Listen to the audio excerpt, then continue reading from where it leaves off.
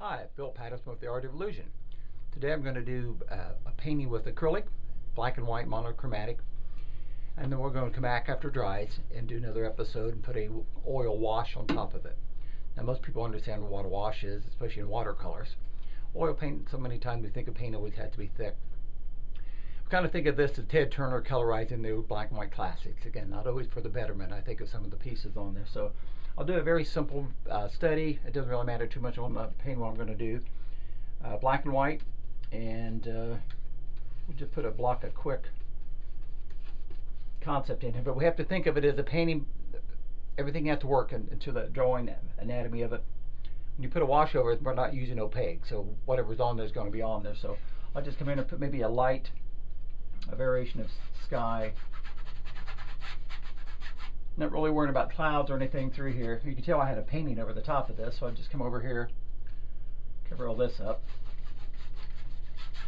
I like painting over old paintings, and so many times I work on pieces of cardboard. The bad thing about that, sometimes you do a nice painting and it's on a piece of cardboard, which is not necessarily bad for practice, but I remember giving a couple away my students that wanted the paintings because they liked it, and they ended up having them framed, and I guess the idea of framing them on cardboard was exactly what I wanted.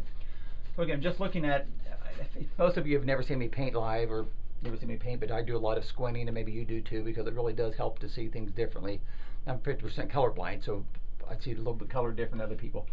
But the thing of squinting, the art of squinting, we talk about, is learning to see variations. You can see in here some of the lights and darks. So even though we're going to paint over this, I have to do it, as I said, as a completed painting. So everything has to work according. And again, I'm not sure what kind of composition we're going to work with here. I think I'll put maybe just a little bit lighter in the sky here. We'll decide on next episode what colors we're going to use into our paint.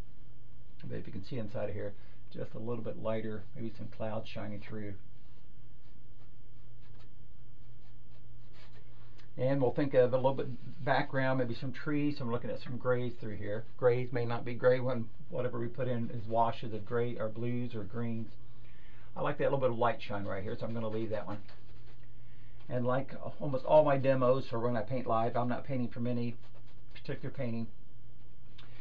And when you paint, often as many of you do, the hard part is, making something fresh and not always doing the same old thing over and over. I like that little cove down in here. So we're going to again treat it as a completed painting. It's basically almost like a drawing. And I'll just take the edge and maybe put a hint of some trees back here, soften it up a little. Almost look like morningish back there. So I may end up, when I block this in, think of morning.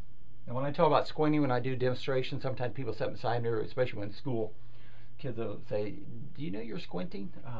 Yeah. It's like, because they don't understand that, because they would think you're supposed to have your eyes wide open when you see things. Okay, this gives a nice little. Now I might just show this some water. So if I do, I may just go ahead and pull some of this straight down, and we'll just use a little. I'm actually using black gesso and white gesso. It's a bit quicker than acrylic paint. Straight acrylic flows a little bit better. And again, I'll probably just make this very simple composition, not a whole lot of foreground paint, and we'll brighten this up a little. Now I might come back and put a little bit more reflection across here, whatever is going to maybe be water, darken this down a little up toward the top. And like in the oil, as long as this is wet, we come in here and scrape some little trees out of here. And we'll pull the reflection out. So we'll think of the reflection of the trees kind of following the same format we do. Very simple. And I'll very likely maybe take a little bit of light to separate what's land and water back here.